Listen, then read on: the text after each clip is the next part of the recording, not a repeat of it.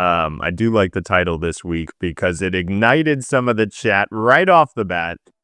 SPG piping in, saying Unreal Engine is not a flop.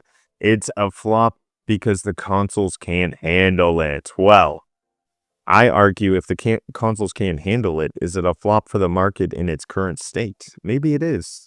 Maybe the stars aren't aligned. Software seems to be excelling at a place where hardware just can't seem to keep up. But that is not all titles. So what's really happening here? Let's get into it. Unreal Engine 5 is a powerful and popular game engine developed by Epic Games. All right, that's what we're talking about here. It's advanced graphic capabilities and real-time rendering features. It's been used to create a wide range of games, AAA to small indies. And what we're saying here is there has been massive performance issues, graphical glitches, and unfulfilled promises when these games have been released under the Unreal Engine 5 flag. And we have this article here. It jumps into many different situations. I'm going to let Doragon jump into what he sees is an issue with Unreal Engine 5 and why has it been a disappointment? Yeah, cheers, man. I think the biggest disappointment, and it's one of this is coming from this article directly. This is what I would call a pro consumer, not like, oh, I'm a pro PC builder, I'm Linus Tech Tips incarnate, that sort of thing. This is just from somebody who is an enthusiast. They build their PC, they upgrade their PC, they've got a decent rig themselves. And they are talking about it from a PC gamer perspective, not from a console gamer perspective. So when you consider that a PC enthusiast is going to have much better hardware than what we guys on console will have, for them to be saying it is a flop and a disappointment 4 years after launch, it's got to have some legs. And they're not the only article like this. They're not the only person talking about it. There's a lot of conversation around Unreal Engine 5 at the moment because a lot of the industry is moving to it. We've got what were 343 Industries and is now Halo Studios moving to Unreal Engine for the next Halo game, which is likely going to be multi-platform.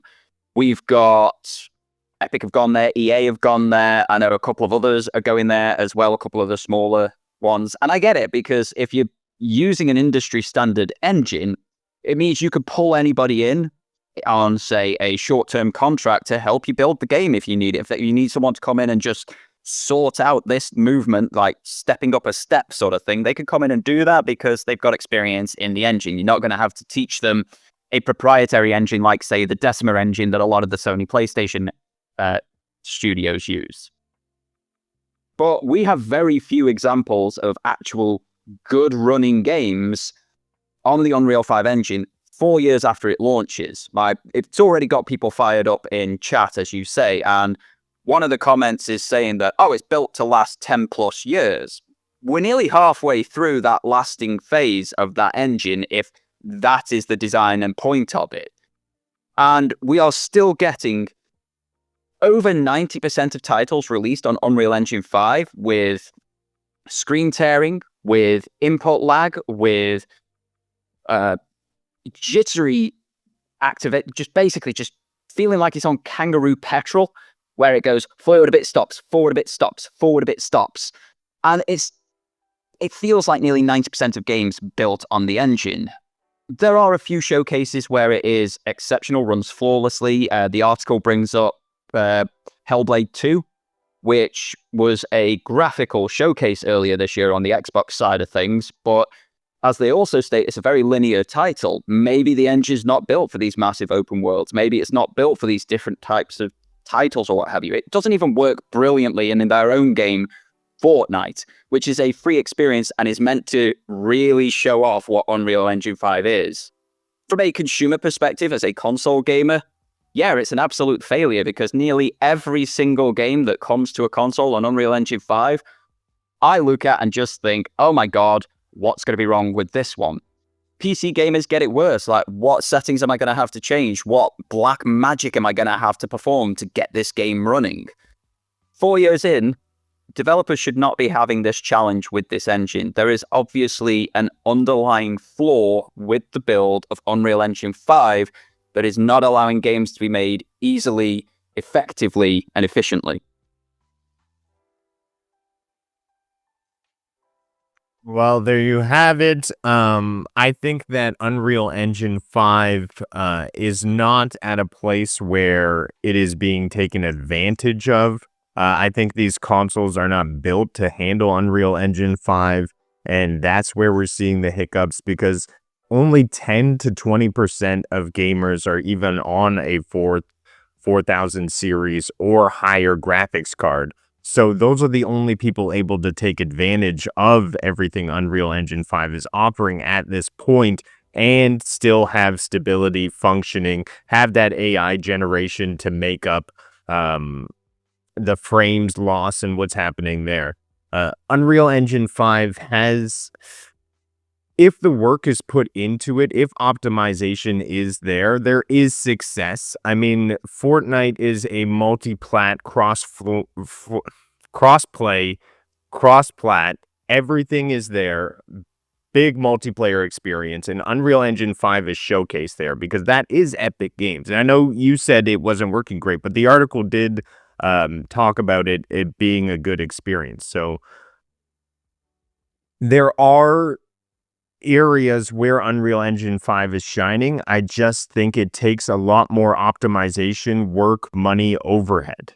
And that's not feasible for games today and these current financial models. And I don't know, depending on AI generation is where it seems like the market is going. And I'm happy to be on the PlayStation side, where PS5 Pro is already looking towards that future to make sure that the stability in games is there, because I think that's where you need to go to deal with what we're seeing today.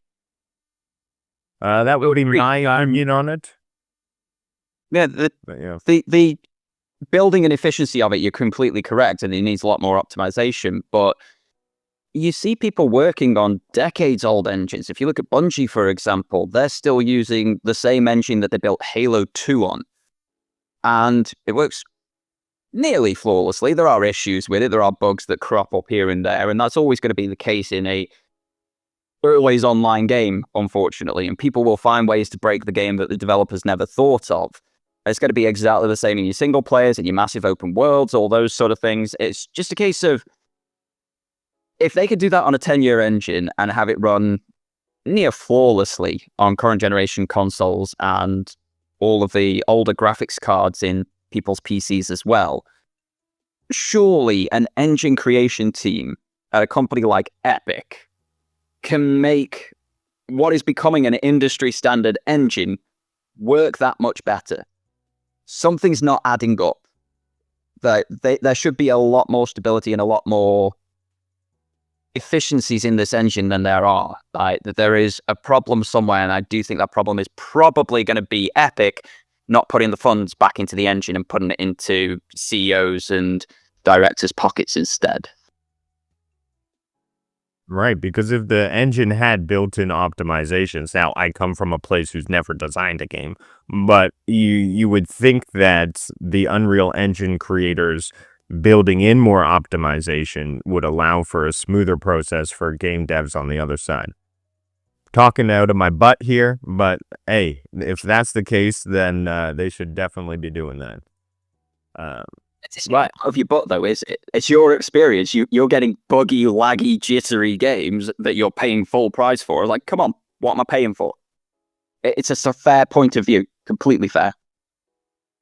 Absolutely. There's an experience I had with Jedi Survivor, and Jedi Survivor's mentioned in the article as well.